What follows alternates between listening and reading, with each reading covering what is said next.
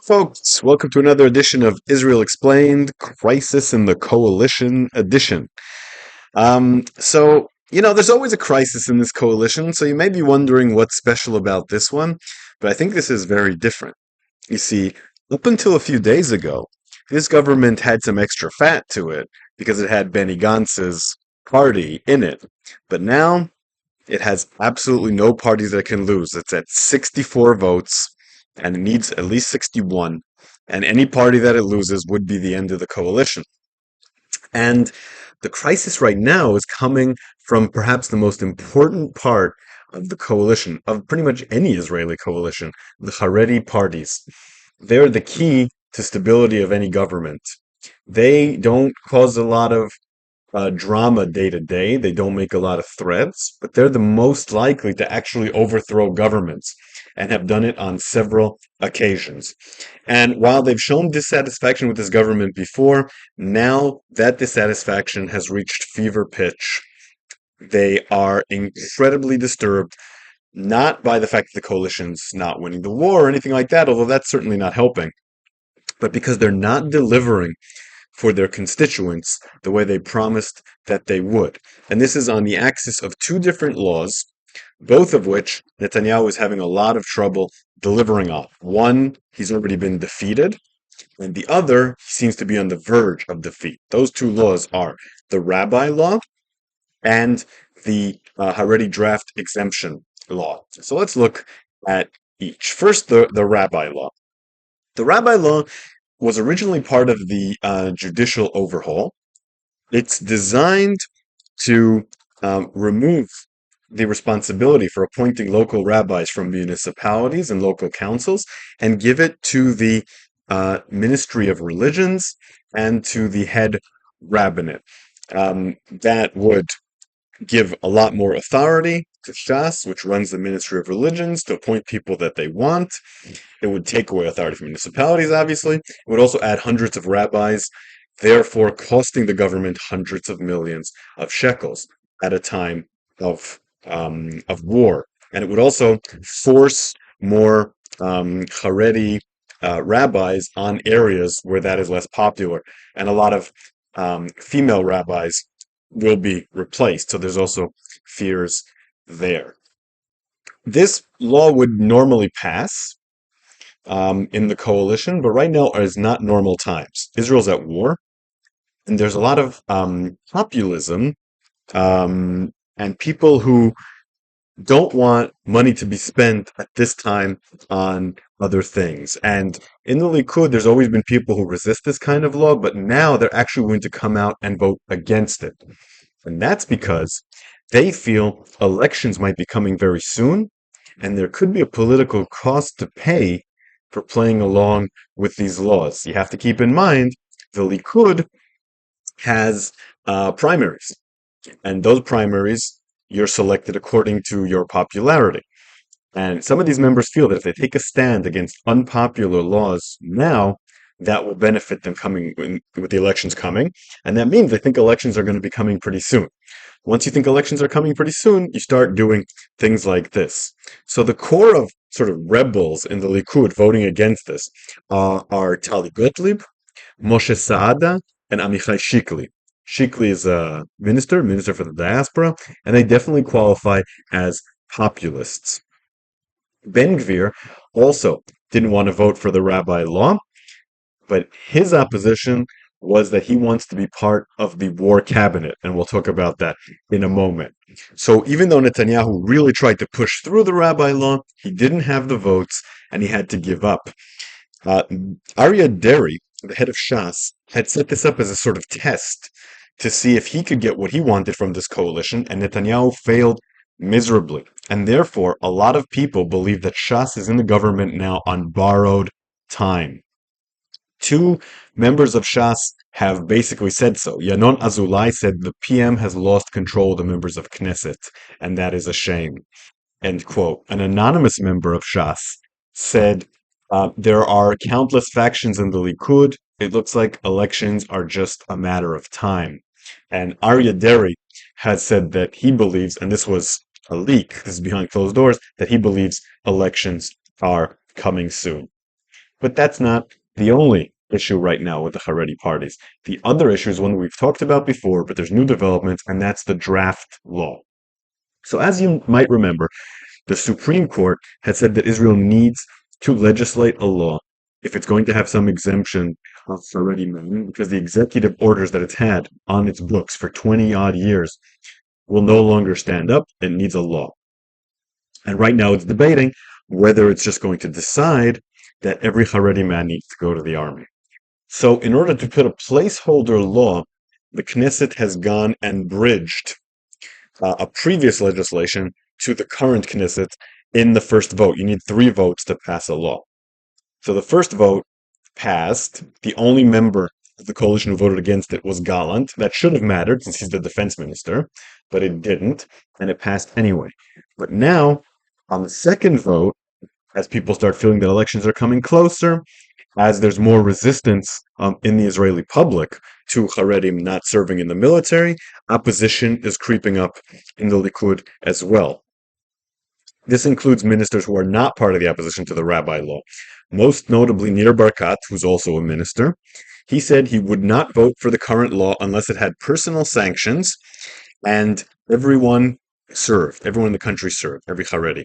That is, of course, a non-starter for the 2 Haredi parties, the UTJ and Shas. Barkat said, quote, "To win the war, the IDF needs more soldiers. Without victory in battle, we don't have a state, and we don't have Torah either." The Likud came out against him, said that he's playing politics and that he's helping Sinwar and all the usual stuff. But we're seeing a larger and larger amount of members in the Likud coming out against specific legislation that they feel is unpopular, a sign of weakness for Netanyahu.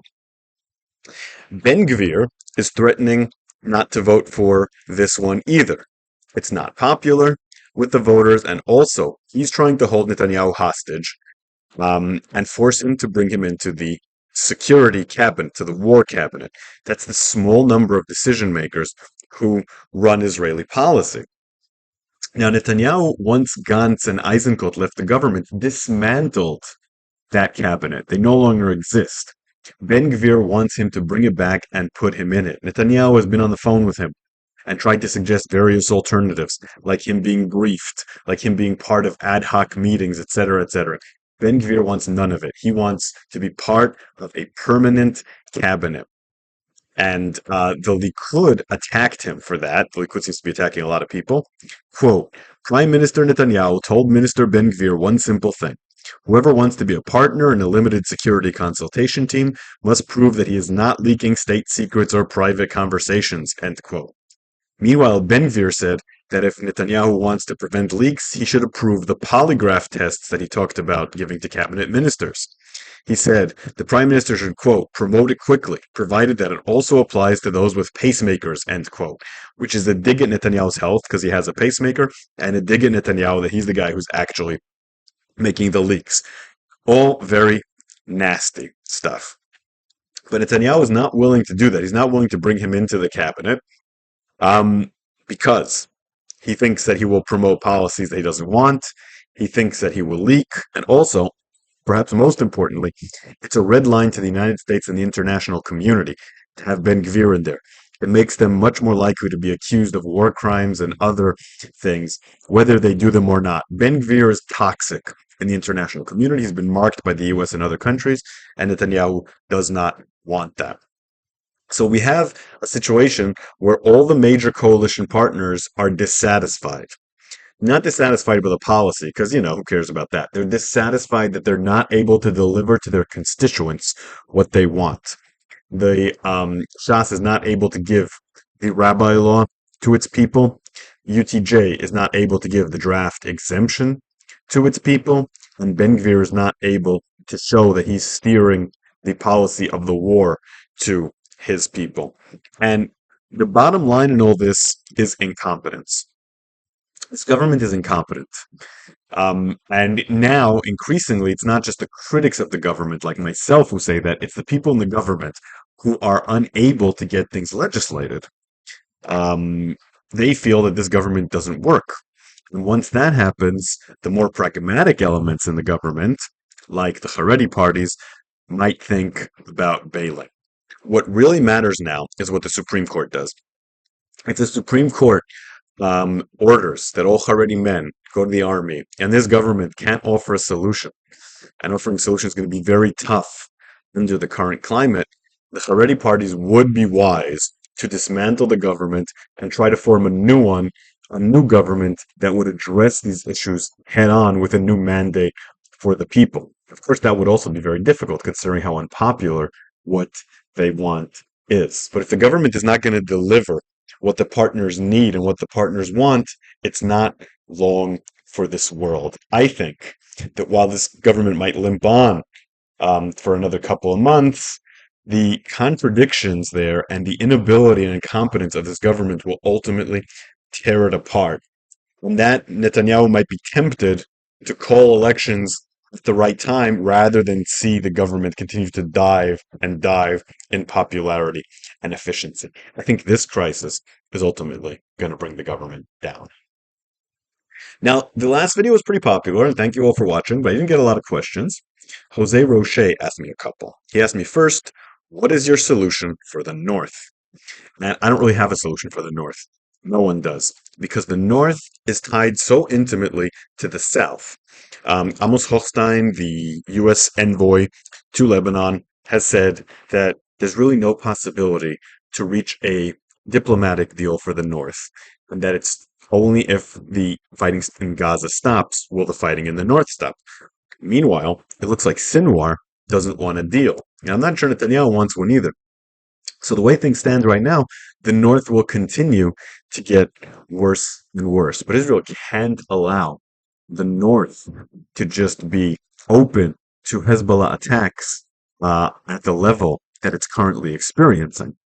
So it looks like Israel is going to be forced into making a limited attack in Lebanon. I hope it's limited. That would involve the army going in, taking over Lebanon up until the Litani River. They've done similar things in the 90s and the late 70s in order to allow people to return to their homes in the north. That, along with an escalation in Gaza to put pressure on Hamas, might be the best option that Israel has right now. But it'll be very taxing. It'll be very difficult to fight a war on two fronts, possibly three, in the West Bank. I'm only recommending this because I don't see any other option right now. But that needs to be a partial maneuver in Lebanon, only one to get Hezbollah off the Israeli border and stop the launches into Israel and create more leverage on Hezbollah and Hamas for negotiations. But it's certainly not a good option. It just might possibly beat the others. He also asked, I keep hearing about Palestinian political prisoners being held by Israel with no charges. Do you have any insight into this? So yes, Israel has something called executive detention. That means that if Israel has enough intelligence on an individual, they can hold them without them being convicted in court, and it needs to be renewed every few months by a judge. So the measure needs to be approved by the courts and to be approved by the defense minister. The measure is used, or should only be used, against Palestinians who are an active threat to Israel in terror. It's also been used against settler terrorists and other domestic terrorists on occasion. Israel inherited that from the British. And it's a very useful measure against terrorism because you don't always have evidence that's admissible in court to arrest everyone. But of course, anytime you give the military the rights to do things like that, they will abuse them. There are people in executive detention who shouldn't be there. And that's especially true at a time of war. The numbers went up from about 1,000 before the war to over 3,000 right now. Hopefully, when the war ends, it'll go down to more manageable numbers. But it's a very necessary tool in fighting terrorism. Okay, so I hope you enjoyed this. If you like what I do here, consider supporting me on Patreon at Shael Media. Consider listening to my history podcast, History of the Land of Israel podcast, and I will see you again here very soon.